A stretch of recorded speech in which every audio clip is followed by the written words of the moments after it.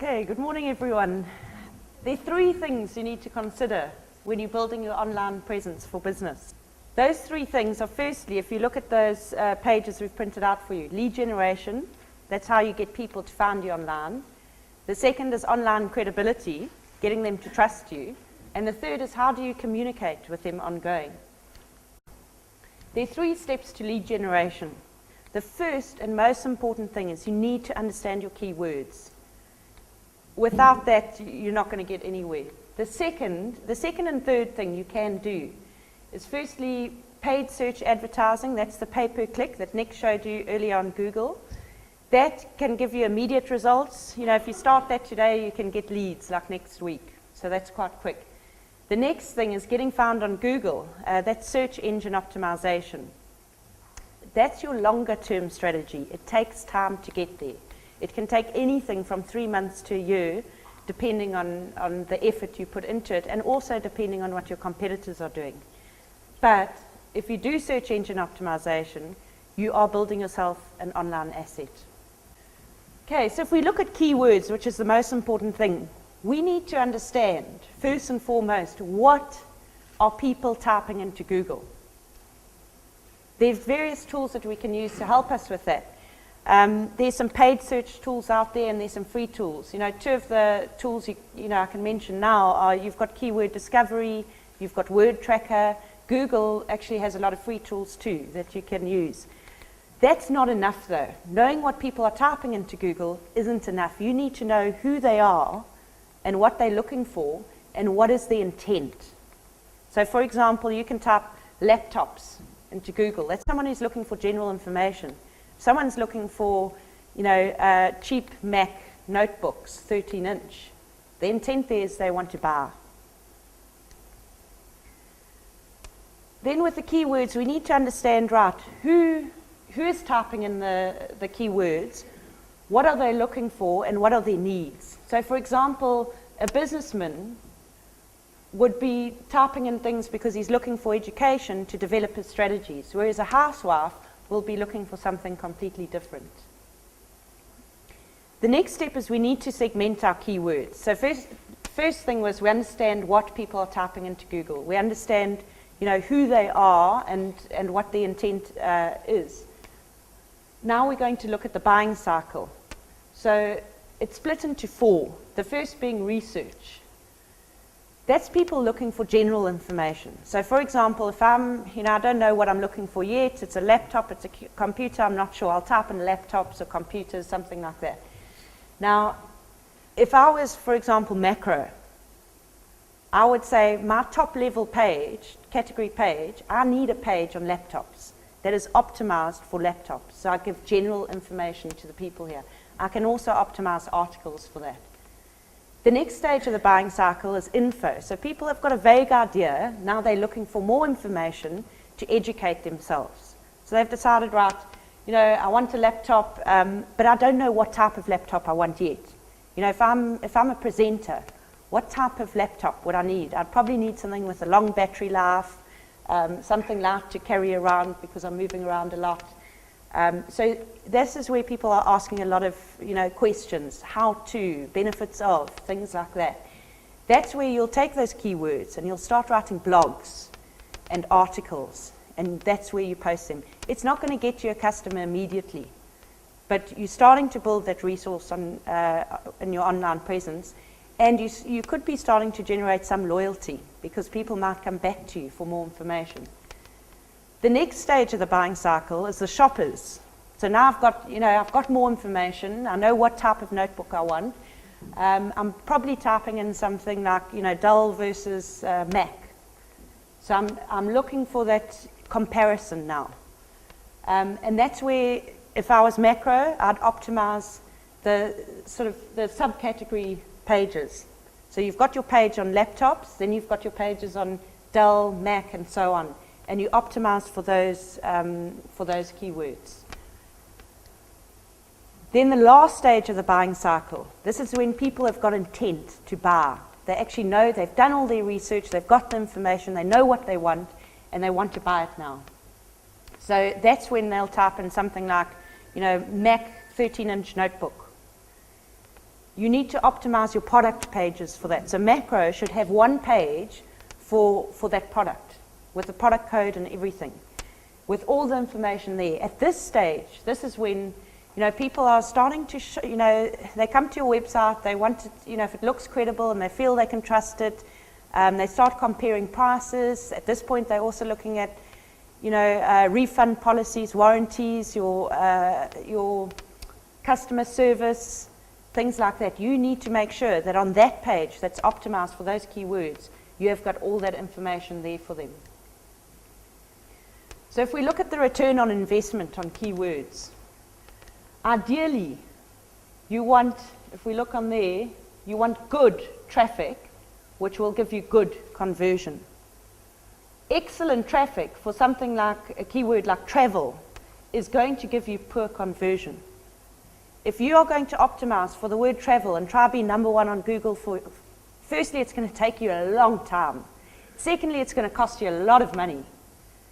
And can you handle all those queries? And your conversion is going to be poor. But if you optimize for something like discount travel packages or discount travel packages Hawaii or Honolulu, Hawaii, those are people who now they've got intent. They know where they want to go. They're looking for a discount package. If you've optimized pages for those, you're going to get good to low traffic, and that's fine, but your conversion is going to be high. And it's going to cost you less to get you at the top, as opposed to a keyword like travel. So now we've understood our keywords. That's the first step in lead generation. The next step now is paid search advertising. What is it, and do we need to use it? Nick showed you this earlier. This is your pay-per-click, your sponsored links. Interestingly enough, this is the only place that Google made money. A lot of people say we don't click on the sponsored links. It's not worth advertising there. Well, Google made $1 trillion not so long ago. People are clicking there. Now, what is a pay-per-click ad? Generally, it's a 4-line ad. You've got a title there, you've got 2 description lines, and a URL. There's no graphics, there's no video, there's no sound, you can't have color variations, you can't even pay for extra space. It doesn't work like that. So it sounds basic, but nowadays it's one of the most powerful ways of marketing. It is very targeted. You can display your ad when someone has expressed an interest in that topic. You can also manage your budget with that. One important thing to note, though, is with pay-per-click, if you don't do it properly, you don't understand your keywords, you don't set up the ads properly, you can burn your cash. So either understand it very well yourself, if you're going to do it yourself, or else get a professional in to do it, because you will get a better return on investment if you do that. The good thing about pay-per-click, though, is you can get a lead like next week. Pay-per-click, imagine putting an ad in the newspaper and you only pay when someone reads it. That's the power of it. Then we move on to search engine optimization. That's our long-term strategy, and that's where we're building an asset online. There are 4 things to keep in mind here. Firstly, you need Google to make sure that Google has indexed your pages. What that means is does Google know that your website exists? Does Google know that the pages exist? The absolute, most important thing here is your website has to be developed using search engine friendly architecture. If you don't have that, you can never do search engine optimization. Then the next thing is rankings. Isn't rankings what it's all about? Isn't that what SEO is all about? Well, not really. Being number 1 on Google isn't what it's about. Often you'll get businessmen who say, I'm not number 1 and I'm losing X amount of business. But in terms of, if we had a look at the slide earlier, number 1 doesn't necessarily mean a higher return on investment. It's number 1 for what? Then your visitors. If you start optimizing for those longer tail key phrases, and you start optimizing for lots of those, you will find that over time, as you're building that website and building those pages, your visitors will increase. Finally, conversions. Now that's what SEO is all about. It's about converting. What a conversion is if you've got an e-commerce website, that's quite easy. Because you're saying, well, I'm selling stuff online. At the end of the day, it's how much money I make. If I'm selling R1 million worth of stuff or 10,000 rands worth of stuff.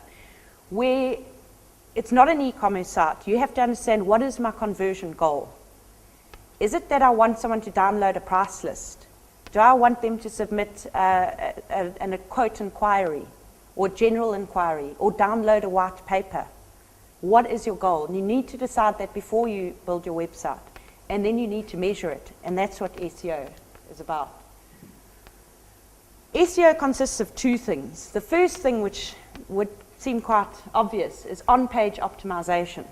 You know, firstly, if you build your website using architecture that Google understands, that's search engine friendly, you need to make sure that your page is optimized. So if we take this example, we're optimizing for social media marketing. At the top there, we've got in our URL, social media marketing. We've got in our title, we've put it in the first paragraph, we've got it in the last paragraph, we've got it dotted around in bullets. We've got related topics for social media marketing. So for example, Facebook, Twitter. Google knows what's related. If you're talking about social media, you better be talking about those things too.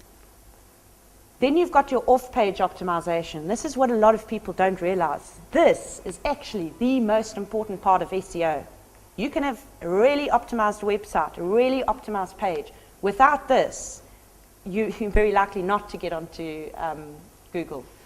Off-page optimization is about building links. What a link is it's like votes.